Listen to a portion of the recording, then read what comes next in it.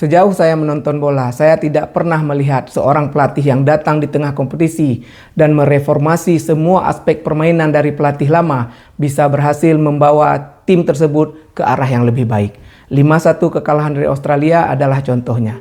Assalamualaikum warahmatullahi wabarakatuh. Di video-video saya yang lalu, saya menyarankan tim kepelatihan Patrick Kluivert untuk mengadaptasi atau mengambil hal-hal positif yang sudah ditinggalkan oleh STY dan memodifikasi sesuai selera mereka dalam membawa timnas mengarungi sisa laga kualifikasi Piala Dunia ini. Dan setelah kekalahan 5-1, nampaknya logika dari tim kepelatihan Patrick Kluivert kembali jalan. Lalu mereka mengadaptasi skema, strategi, atau ide permainan yang sudah dipraktekkan oleh tim kita bertahun-tahun lamanya di bawah STY untuk menghadapi laga melawan Bahrain. 3-5-2 seperti saran saya berkali-kali di video-video yang lalu kembali dimainkan oleh timnas kita. Kembali memainkan skema 3-5-2 dengan sedikit modifikasi seperti yang saya sarankan pada video yang lalu dengan menampilkan komposisi trio center back terbaik yang ada di timnas, Hubner, Jay Idnes, dan Rizky Ridho. Timnas memainkan sepak bola yang sangat kuat dan stabil. Kemampuan tiga pemain ini sudah sangat teruji. Justin Hubner bermain dengan agresivitas dan intensitas yang tinggi. Kekurangan Hubner ini hanya satu, dengan permainannya yang sangat agresif membuat peluang untuk lawan mendapatkan penalti menjadi tinggi. Dan ada pengalaman-pengalaman di belakang yang telah kita lihat. Hubner sering membuat pelanggaran yang mengakibatkan penalti dan mendapatkan kartu merah. Di pertandingan ini, satu provokasi terhadap kiper Bahrain dan satu tackle yang membuat saya jantungan dilakukan Hubner. Syukurnya itu sebuah tackle yang sangat bersih dan baik. Performa Jay tentu saja tidak perlu kita bahas. Rizky Ridho kembali mendapatkan kepercayaan setelah berkali-kali ketidakpercayaan yang ditunjukkan oleh pelatih-pelatih timnas, baik STY maupun Patrick Kluivert. Bahkan para pengamat dan fan-fan sepak bola yang suka membuat skema-skema timnas tidak menyertakan Rizky Ridho di dalam starting 11 karena ada Hilgers kah, karena ada Kevin Dick kah. Kali ini kembali membuktikan bagaimana bagusnya kualitas dia. Tangguh, mampu bertarung, lugas, cepat, dan yang paling penting adalah dia pemain yang paling bisa membaca pergerakan Jay Idnes. Ketika Jay Idnes terpancing untuk membantu serangan, Rizky Ridho bisa menutupi kekosongan-kekosongan yang dibuat oleh pergerakan Jay Idnes. Setelah penampilan Rizky Ridho malam ini, saya meminta kepada seluruh orang yang terkait dengan timnas untuk tidak mempertanyakan lagi kemampuan Rizky Ridho. Jangan lagi menempatkan Rizky Ridho di bangku cadangan. Dengan dua wingman yang sangat baik, Rizky Ridho dan Hubner. Jay sebenarnya tinggal merokok-merokok aja dia di lini pertahanan. Begitu ringannya Jay.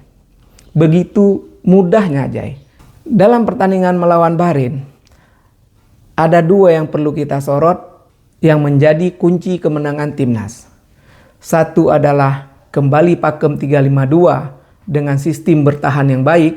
Yang kedua adalah ada kekuatan lain yang bermain di dalam pertandingan tersebut. Kita bahas dulu faktor pertama. 3-5-2 dimainkan. Trio center back sudah saya paparkan bagaimana permainan mereka. Dan seperti saran saya di video-video yang lalu, salah satu faktor yang membuat lini pertahanan kita begitu tangguh adalah dikembalikannya Verdong ke wingback atau fullback. Anak ini bisa menganulir serangan-serangan yang datang melalui sisi pertahanan dia. Dan dia bisa membantu serangan dengan cepat. Ini saya katakan, kalau STY dulu ataupun Patrick sekarang menempatkan Kelvin Verdong di center back, ini akan membuat kemampuan dia tidak keluar maksimal.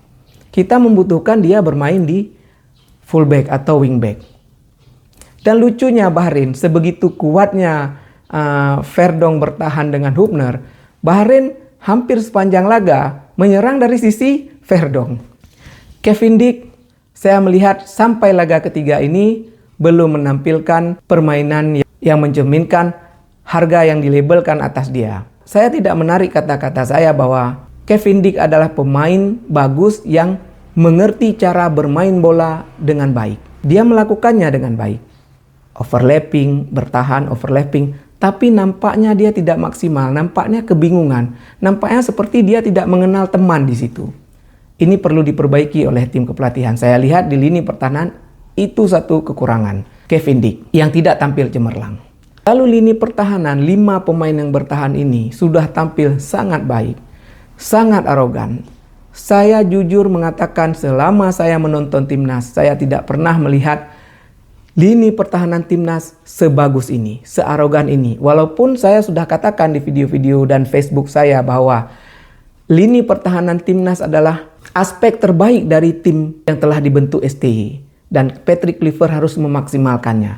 Dan ada faktor lain yang membuat 5 pemain belakang kita ini bisa tampil sangat baik. Ketika melakukan transisi ke menyerang, ada seorang pemain tengah yang sedikit turun untuk menjaga ruang-ruang yang ditinggalkan oleh Orat Mangun dan Tom Haye. Seperti kita ketahui bersama, Tom Haye tidak bisa bertahan. Orat Mangun juga lemah dalam bertahan. Orat Mangun diberi 2 peran, membantu pertahanan dan membangun serangan. Ini membuat dia mati dalam permainan. Dia tidak bisa melakukan 2 peran ini secara bersamaan. Tom Haye kecepatan tak punya, defense tak mampu. Kita lihat sendiri bagaimana tertatih-tatihnya Tom Haye dalam melakukan transisi ketika mengejar seorang pemain Bahrain. Disinilah peran pemain debutan kita, seorang gelandang bertahan, mampu menjaga ruang-ruang kosong yang ditinggalkan oleh Orat Mangun dan Tom Haye. Bahkan sekali-sekali dia bisa mengcover area yang ditinggalkan oleh Kevin Dick ketika Kevin Dick menyerang. Kita dianugerahi sebuah bakat baru, Pelupessy. Kredit tertinggi harus kita berikan kepada dia dengan ketangguhannya, kemampuannya bertarung dengan pemain lawan, agresif dan mobile sekali. Pelupessy adalah tokoh kunci di lini tengah kita ketika melawan Bahrain tadi malam. Dan dengan aksinya yang sangat baik itu, lini tengah tim kita menjadi sangat aman. Dia tampil sepanjang laga sebagai orang pertama yang menghadapi serangan-serangan dari pemain-pemain Bahrain. Patut kita berikan A+. Dengan banyaknya pemain bertahan tampil baik, ide apa yang sebenarnya dicoba untuk diimplementasikan oleh Alex Pastoor kepada tim kita? Saya lihat Alex Pastoor lebih mengutamakan pertahanan karena dia berkali-kali mengatakan materi pemain timnas lebih cocok untuk memainkan skema 3-5-2. Bahkan dia mengatakan 5-3-2. Dengan ide pertahanan yang dibuat oleh Alex Pastoor dan sistem pertahanan yang dibangun oleh pemain-pemain yang saya katakan tadi mampu menampilkan penampilan-penampilan yang spektakuler. Yang memegang bola di tim nasional adalah 5 pemain bertahan yang saya sebut tadi. Bahkan 6 pemain bertahan dengan Pelupessy. Tapi Pelupessy setelah dia merebut bola, dia tidak membangun serangan. Dia sering mengalirkan bola kepada Kelvin Verdong ataupun salah satu dari trio center back kita. Kemudian dengan skema seperti itu, serangan Indonesia kita lihat mayoritas dibangun dengan umpan-umpan panjang. Di sini salah satu adaptasi hal-hal positif dari sistem permainan timnas yang ditinggalkan STY. Saya tidak menyarankan Marcelino bermain kalau diberi beban yang besar. Ketika melawan Arab Saudi, Marcelino tidak diberi peran yang terlalu besar oleh STY. Dia mencetak 2 gol. Dia menunggu melihat di mana ada celah dari pemain Bahrain ataupun kapan dia bisa bermain.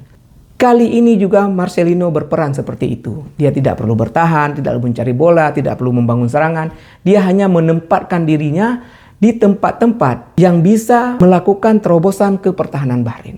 1 assist, 1 peluang 99%. Ini peran terbaik yang bisa kita berikan kepada Marcelino. Dia punya skill, tapi belum punya dedikasi yang tinggi terhadap permainan secara keseluruhan. Dengan serangan-serangan seperti itu, secara logika dan secara adat permainan sepak bola, kita tidak akan bisa memenangkan pertandingan.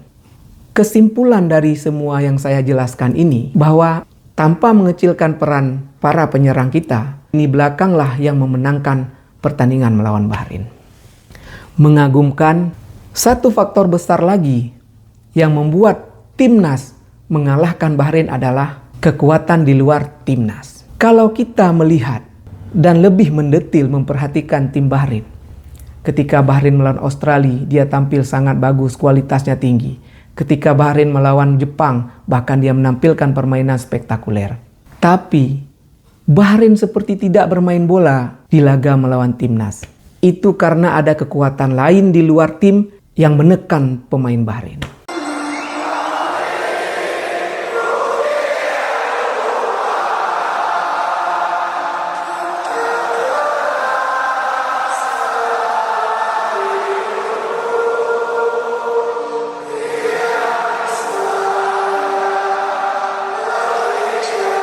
Kekuatan itu adalah supporter gila dari timnas. Di video yang lalu, judul video saya adalah supporter Indonesia tidak lagi berisik menunggu Bahrain. Kita tidak lagi berisik di media massa, kita tidak bisa lagi mengancam Bahrain di dunia maya, tapi di stadion. Supporter Indonesia benar seperti apa dikatakan dunia, salah satu supporter paling gila di dunia. Mengagumkan dukungan, tekanan yang seperti kata pemain naturalisasi timnas kita ketika masuk GBK, suasana gila yang mereka rasakan. Oksigen seolah menipis, kuping mereka terus-terus berdengung dan udara seolah-olah menekan mereka. Bahrain tidak bisa bermain bola. Terasa berat kaki-kakinya sehingga Bahrain tidak bisa menampilkan permainan seperti yang mereka tampilkan ketika melawan Australia dan timnas Jepang. Supporter timnas kita di stadion mempunyai andil yang sangat besar dalam kemenangan timnas terhadap Bahrain. Jadi inilah timnas sebenarnya. Kali ini ide Alex Pastur lah yang dipakai. Tidak ada total football seperti dia katakan di awal-awal dia masuk ke timnas. Tidak ada positioning football. Permainan terbaik adalah 3-5-2. Setelah kekalahan dengan Australia, saya pernah melihat sebuah berita di media. Alex Pastur mengatakan bahwa kita seharusnya menjalin komunikasi dengan STY. Menurut saya tentunya ini hal yang positif sekali. Mereka mau mengambil pelajaran dari pendahulu mereka yang telah membentuk tim ini bertahun-tahun lamanya. Ketika kesombongan dan jumawa dibuang oleh tim kepelatihan, pengamatan mereka tentu lebih jernih.